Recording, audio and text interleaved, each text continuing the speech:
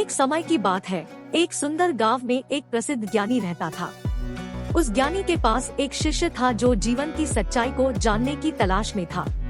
शिष्य ने ज्ञानी से पूछा, ज्ञानी जी, मुझे जीवन की सच्चाई क्या है? क्या आप मुझे बता सकते हैं? ज्ञानी मुस्कुराए और एक पत्थर उठाया।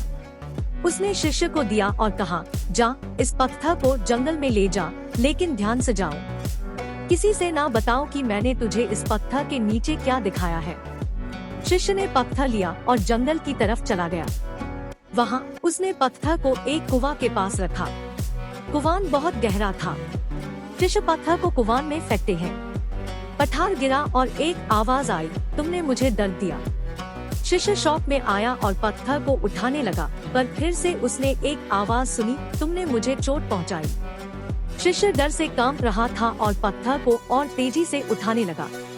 एक बार फिर एक आवाज आई, तुमने मुझे दर्द पहुंचाई। शिष्य ने पत्थर को कुआं से बाहर निकला और ज्ञानी के पास वापस ले गया। ज्ञानी ने पूछा, क्या तू जीवन की सच्चाई जान गया? शिष्य ने समझा कि ज्ञानी उन्हें एक अहम संदेश देना चाहते हैं। उसने कहा, हाँ ज्ञानी जी, मैंने जान लिया कि जीवन की सच्चाई यही है कि हम जो भी करते हैं, चाहे वो शब्दों से हो या किसी से चुपके से, उसका प्रभाव हमारे आसपास के लोगों पर होता है। हमारे शब्दों और कर्मों का हमारे चरित्र और जीवन पर गहरा असर होता है। ज्ञानी ने मुस्कुराया और शिष्य को बहुत सी अहम बातें सिखाई। इस कहानी से हमें यह शिक्षा मिलती है कि हमारे शब्दों और कर्मों का महत्व हमेशा होता है।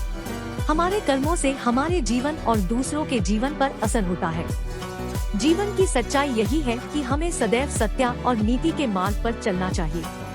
इस कहानी से हमें यह भी सीखने को मिलता है कि समझदार गुरु हमें मार्गदर्शन देते हैं, पर हमें खुद ही समझना भी जरूरी है। हमारे शब्दों और कर्मों का प्रभाव हमेशा हमारे ही ऊपर होता है।